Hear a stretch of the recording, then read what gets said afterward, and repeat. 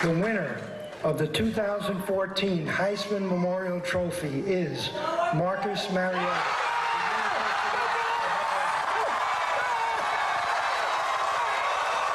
Marcus Mariota is kind of that dude, but when you look at him, it's like he's not aware of that.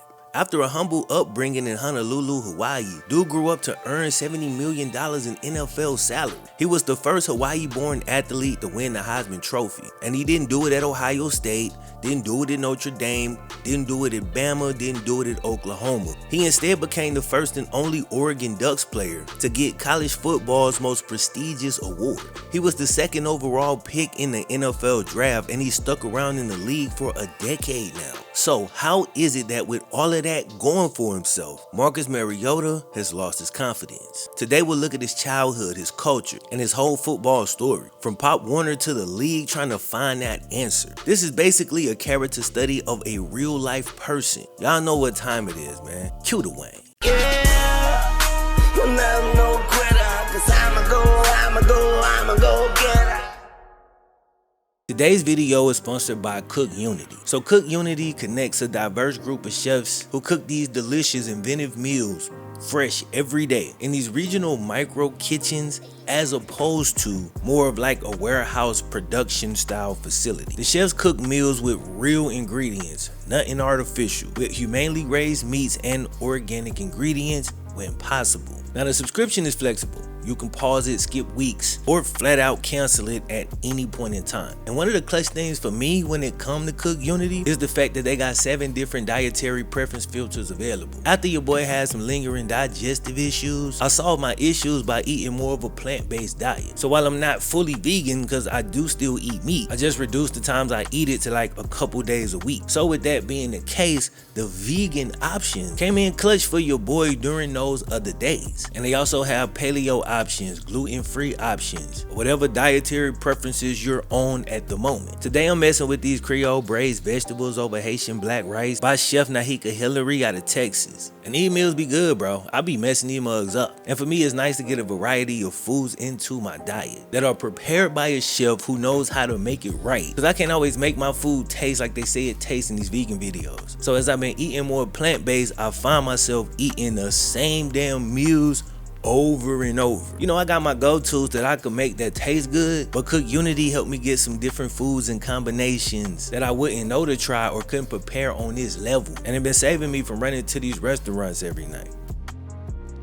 So go to cookunity.com/FlemLo50 or click the link in the description and use my code FlemLo50 to get 50% off your first order of Cook Unity meals, so you can try them out for yourself. Man, shout out to Cook Unity once again for sponsoring today's video. Without further ado, it's time to jump back in. If we're gonna understand Marcus Mariota, I think we should first take a look at the culture he grew up in. While many American players are often overconfident, Samoan players can sometimes come across as damn near bashful. Hawaii joined the US back in 1959. Shortly after that, there was an article published. The article was called, quote, "America's Shame in the Pacific." The article shined a light on the horrible living conditions, which pushed the Kennedy administration to extend a helping hand. They added some new resources to revamp the Hawaii way of life, and one of the bonuses they threw in was American television. Hawaii knew of the sport prior to this addition, but this exposed them to the game on a whole different level. And then the 50th state caught the football bug like the rest of the country, but it was different for them. The Samoan culture values competition and toughness. You know what I'm saying? A lot like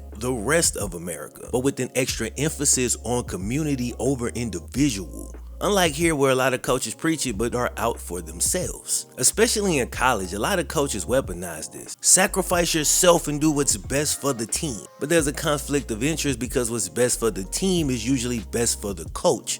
Until it isn't. That's when, after promising parents that they'll look after their kids, the coach dips out after 1 year to go chase more money. And today, the players' culture has now mirrored that. That's why the transfer portal is more crowded than the podcast lane on YouTube. But the Samoan values, where they actually are practicing what they preach, truly believes in community over individual. And it creates quiet, well-mannered, and respectable humans. But no matter how good or bad a set of traits seem, everything, bro, has its downside. To play quarterback at a high level is often a major plus to have an alpha dog mentality. We know this to be fact. You want to have an aura that screams loudly, "I am him," even if the player doesn't do it verbally. An unreasonable confidence that isn't shaken or stirred, even when you could argue that it maybe should be. A confidence that allows Trevor Lawrence to throw 4 picks in the first half and still have the audacity to do this in the second. See, a more reasonable man might say, maybe I should play it safe so it doesn't get even worse. But it's nearly impossible to be the first man to hear your name called unless you're equipped with this otherworldly belief. But look, Marcus Mariota was taught to be humble, be quiet, let anybody older speak without interruption. If he played any other position, this would be perfectly fine. But that quarterback spot is an entirely different beast. Even Tua was floundering pretty bad in the league until he got a coach who truly understood him. But most coaches don't understand how the Samoan fire burns. They end up putting it out as opposed to making it burn brighter. Marcus Mariota grew up in Hawaii, and he relished the fact that it felt like a small village. Everybody took care of each other, looked out for each other. If you hear an ambulance, you drop what you're doing and say a prayer. Marcus took this way of life to heart. As a kid, he gravitated towards those who may have felt outcasted or didn't fit in. Dude would naturally click with them to make them feel more comfortable, because I think deep inside he realized he was one of them. But on the outside, he wasn't. He was an athletic beast, but a truly humble person. You hear that word truly, right? Dude had a big heart, but he also had a big arm. By now, football had gotten so big in Hawaii, he was the man early on. Early on, he was able to achieve that status without drawing attention to himself or behaving like he was above anybody else. This allowed him to truly buy into the Samoan values. But even there, those with more dog in them would get ahead. He had a dream to one day play in the NFL. A dream that his 4th grade teacher tried to wake him up from. When Marcus Mariota was 9, his teacher, Mrs. Tupper, asked him what he wanted to do for a living. He said NFL QB. She told him there was only so many NFL quarterbacks and that he should humbly pick something else that's more reasonable. Now you'd think at some point teachers would stop doing this. Like, how many times have we heard these types of stories? Marcus, normally a shy and quiet kid, would stand up to a teacher for the first and only time. He said, "No, Miss Tupper, that's all I want. I want to play pro quarterback in the NFL." He repeated it multiple times till she just let him be. And when a quiet dude speak up, you know he mean what he's saying. He was a tall, skinny kid who had obvious talent. If you saw him on the field, you instantly understood that. He could throw and he can run, but his best physical trait might have been his ability to do both at the same time. His high school coaches compared him to a baseball player for his ability to throw and move while maintaining accuracy. But even early on, you could see shades of the issues that would plague him much later in life. When he was in the 9th grade, he was a backup quarterback for his high school JV team. Not the varsity, JV. You might be like, Flem, he was 9th grade. There's no shame in being on JV. I understand that, bro, but I ain't told you the story yet. He was the backup JV and it was a sophomore starting over him. But the sophomore, who was truly a receiver, was struggling at quarterback in his very first game. So the coach looked to make an early switch. He was like, I didn't seen enough. I'm putting in a talented freshman. He walked over to Marcus, intent to put him in the game,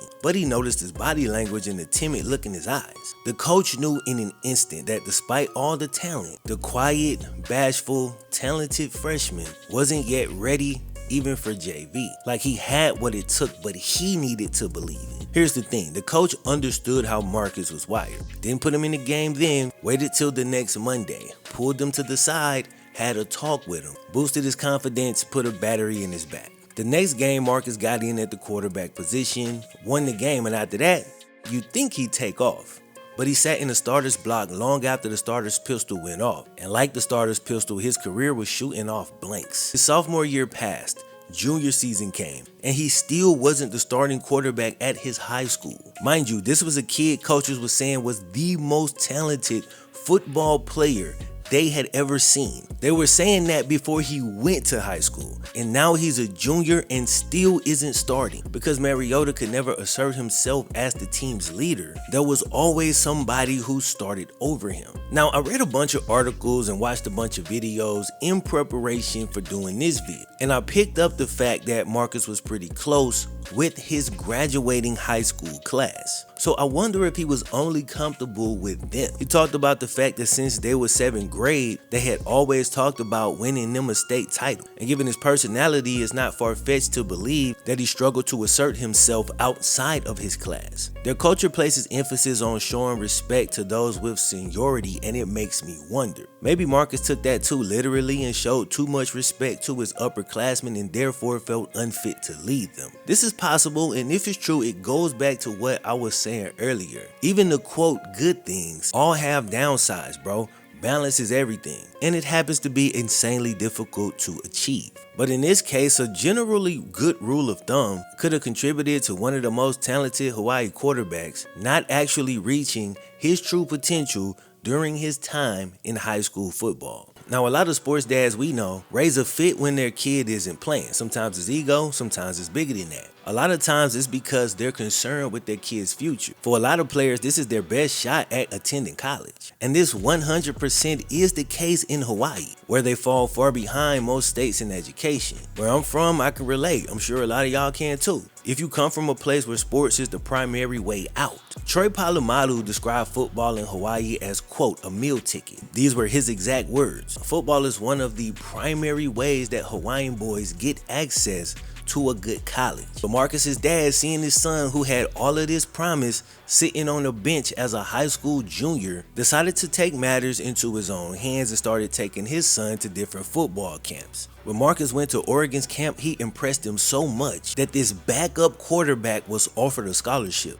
Turns out that when Oregon's assistant coach came to watch Marcus's high school practice, he was really there to scout the starter. But when he saw Marcus winning all the team sprints and then he watched him throw, Marcus got the camp invite. Like I said, he made the most of it and got a scholarship offer. Then his final year in high school, he finally got the start. So it took him a while to come up out the starter's blocks, but when he finally did, he started hawking dudes down. His senior year, he led them to an 11-1 record and a state title in his first year starting. So a dream his class had since they were 7th grade, Marcus sat there and waited until they was in command, and he made good on it. And he does it in a different way, but I recognize dog in somebody when I see it. He threw for 2,600 yards, 32 touchdowns, just 5 interceptions during that season. He rushed for 455 and 7 scores on the ground and was named 2010 Hawaii Gatorade Player of the Year. This is where the legend of Mariota would begin, and it would grow exponentially in the years ahead. Marcus Mariota was just a 3-star prospect. He only got 2 offers, Memphis and Oregon. That's because the Oregon coach had seen him personally, accidentally scouting the other guy. And his old JV coach was now working at Memphis. And these were the only 2 people who had interest in him. So he really wasn't a big deal at this point. A lot of that early promise had just flown out the window. But he landed in a good spot and would get an opportunity. And this time he was ready when that fake pistol went off. Unlike in high school, bro, it didn't take long. 1 red shirt year and my dude was ready. As a redshirt freshman, he took over as a starter. Wasn't no sitting back and watching everybody else shine this time. Now that he was out of Hawaii, he had to represent his homeland, and he put that on his back and even on his face mask. He had it designed to say 808, which is Hawaii's area code to show love to his people. You see, other Hawaiian players like Tua have adopted this as well, something dope that Marcus should get credit for. Mariota showed us that talent that his coaches knew was there since his Pop Warner days in his first year of college. Versus Arizona State, dude threw a touchdown, caught a touchdown, ran for a touchdown. Bro, the touchdown run was 86 yards, and this was all with 12 minutes left in the first half. His confidence was on 10. He was putting on for Hawaii. And it's dope to go back and see this version of Mariota. His redshirt freshman year at Oregon almost mirrored his senior year in high school to a damn T. It's honestly kind of crazy how close it was. He threw for 2,600 yards, 32 touchdowns, and only 6 picks in his first year starting. He rushed for more yards, went for 752 and 5 touchdowns on the ground, but it doesn't stop there. As a high school senior, he went 11-1. As a college freshman, he went 12-1. Gatorade Player of the Year, Pac-12 Freshman of the Year. Now his second year kind of had his ups and downs. The team started 8-0, but then Marcus would suffer a partial tear in his MCL. Somewhat of a death sentence for a mobile quarterback. He played through it, but he definitely lost some of his juice, and Oregon would end up losing to unranked Arizona. Now they still finished the season 11-2, and Mariota became the first player in Oregon's history to put up a 4,000 total yards season. But this wasn't enough. Marcus had another level, and once he was fully healthy, he would turn it up another notch. In his final college season as a redshirt junior in 2014, this man went crazy. So the previous year, he was the first Oregon player to gain 4,000 total yards. Well, this year, he would do that through the air alone. He threw for 4,454 yards, 42 touchdowns, only 4 picks, rushed for 800 yards and 15 more touchdowns. That's 5,224 yards and 57 touchdowns. With numbers like that, dude was on another stratosphere, and he swept through the awards like Brian in the East. But then he won the big one, breaking ground on many levels, as he was the first player of Polynesian descent to win the prestigious Heisman Trophy, making his homeland proud, repping them in the best way. Just happy that one of our students, athletes, won and accomplished that much. Very emotional for him and very excited for him to win the trophy. On Saturday, Crusader Nation came out in full force. Hundreds of people, young and old, gathered at Mamiya Theater for the Heisman tailgate. The winner of the 2014 Heisman Memorial Trophy is Marcus Mariota.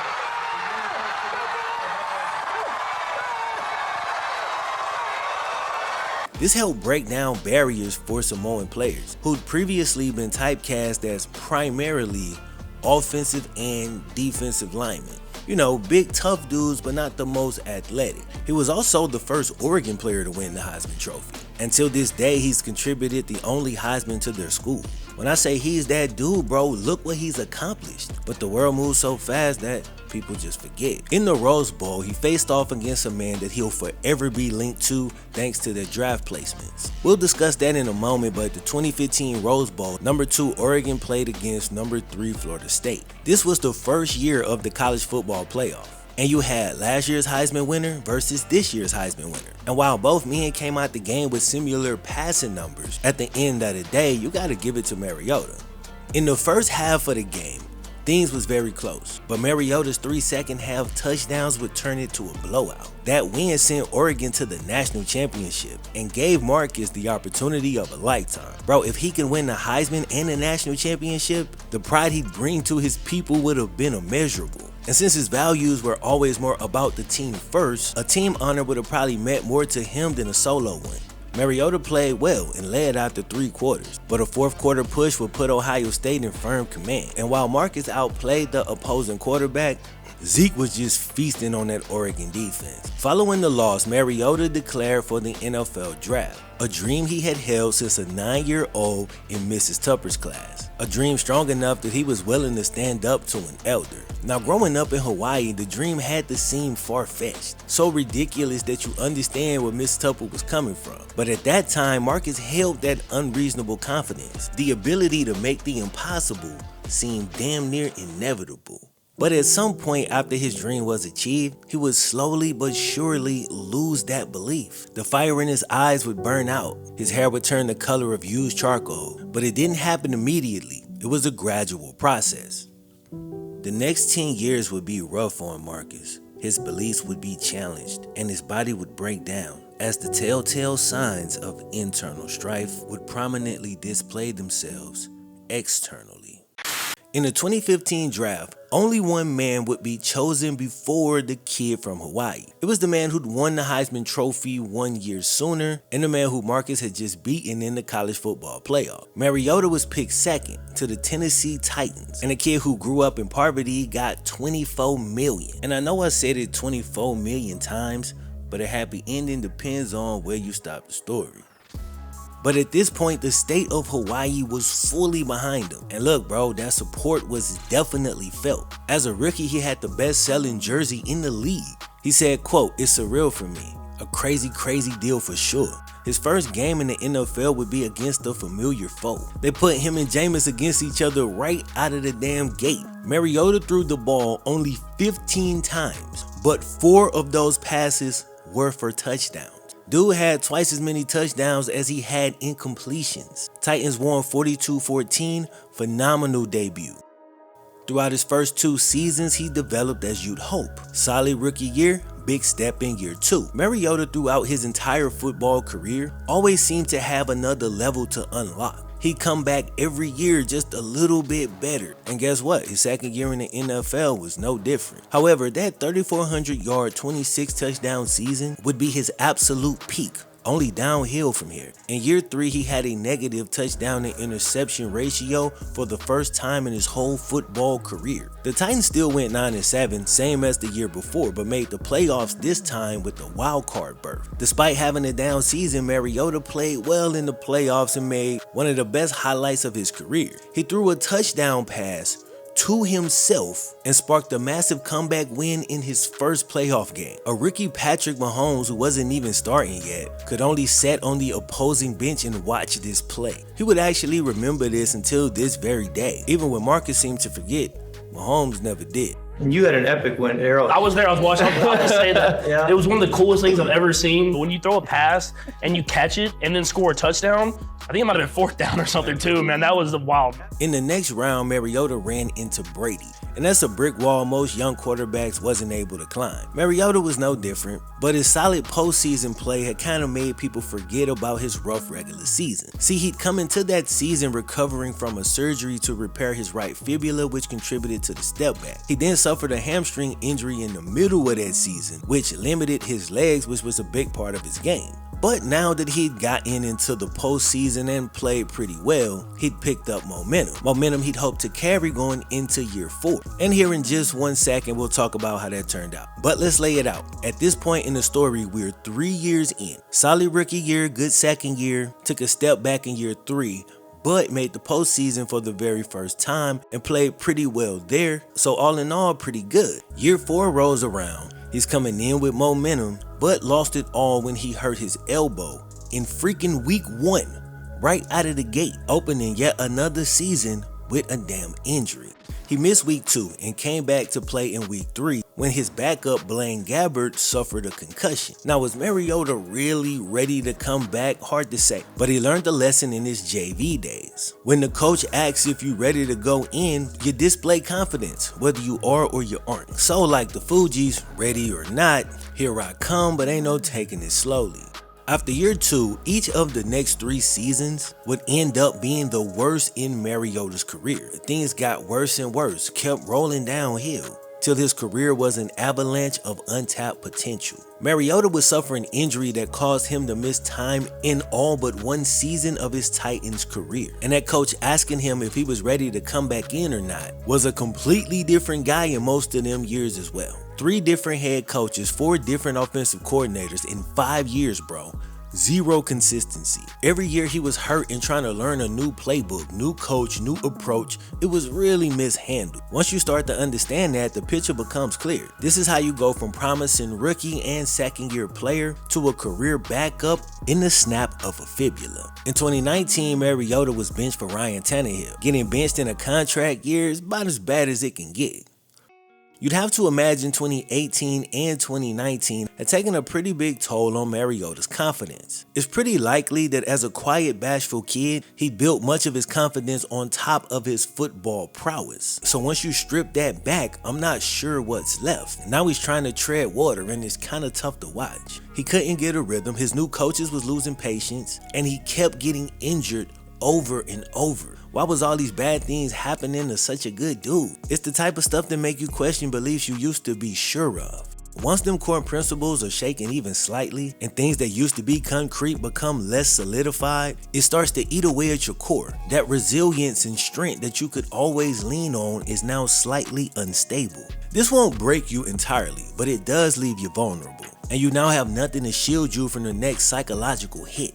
Marcus signed with the Raiders but got hurt once again and didn't get on the field till week 15. Mind you, he was brought in as a backup, so of course he wasn't really expecting to start, but the injuries and the constant rehab just watered the seeds of doubt that had been planted in his mind. By 2001, dude was a far cry from the Heisman winner and the pride of Hawaii that he had been just 6 years earlier. He had now been replaced by younger, fresh faces, but they better had shown him respect as they elder, cause that's the code. But where he'd previously floated and swam so gracefully, he was now struggling to keep his head above the water. The Raiders wanted to make use of his remaining skill set, so they designated a package for him to run during the games. This would keep their backup engaged and involved in the game plan. But then the scariest time of the year for Marcus rolled around, week 1. First game of the season, Marcus goes out there and probably begged his body to do what it had done for years. But now something was missing and it just wouldn't respond the way it used to. In 2022, he signed with his third team and beat out rookie Desmond Ridder for the starting QB spot. He was now essentially just keeping the seat warm, but he played as well as he had in years and thrived in this role. I think so. Let me make sure. Dude, that's nuts. This was the first time since his second year in the league where his numbers went up from the previous year. He wasn't weak, bro. He was fighting for his dream, you know what I'm saying? That little ember was holding on, but it wasn't strong enough. This season was captured on the Netflix quarterback show, and he had some dope moments at certain points during this year, but the way he ended the year would overshadow it all, which sucks, man. You know what I'm saying? Honestly, it sucks. The seat he was keeping warm got a little too hot, and as the Falcons' playoff hopes just died, at that point it made sense to play the rookie. If Mariota had won a few more games, bro, he could have held this off. But there was a big story about how Mariota left the team after losing the starting QB job. People were reporting that he'd quit on the team, just walked away cold with 4 games left. Marcus says Arthur Smith called him into the office and told him that they was gonna go with Ridder. After that, man, Marcus opted to get surgery on his chronically injured knee to go ahead and begin his recovery.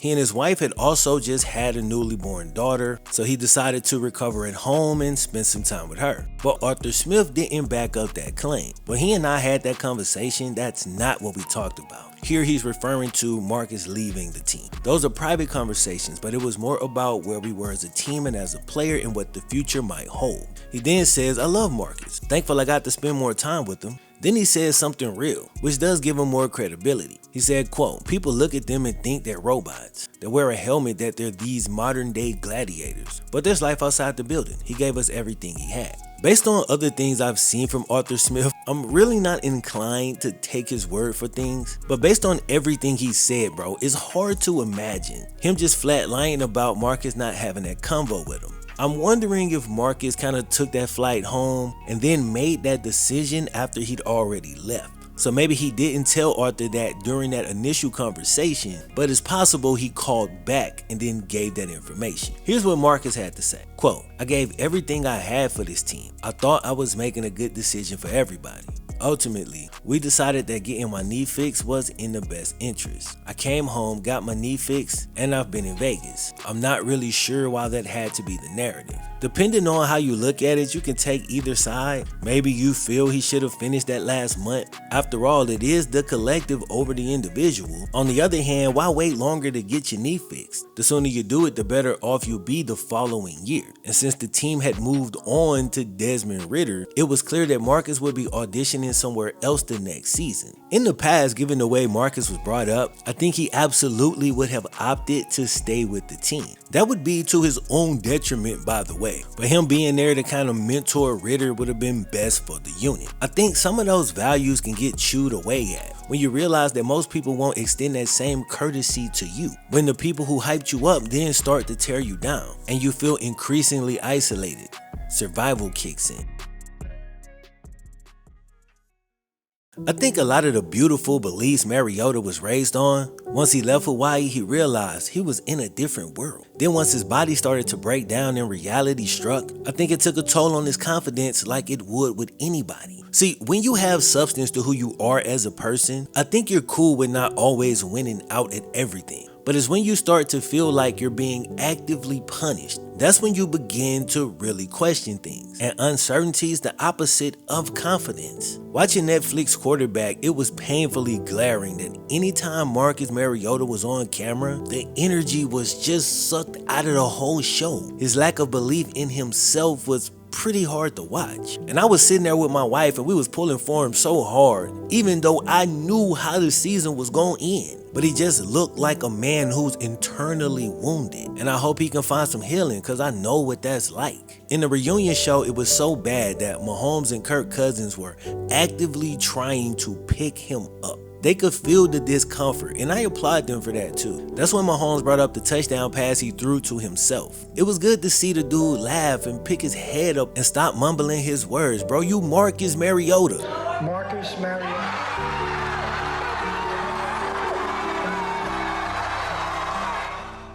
But here's the thing about confidence. If it can be torn down, you know what that means, right?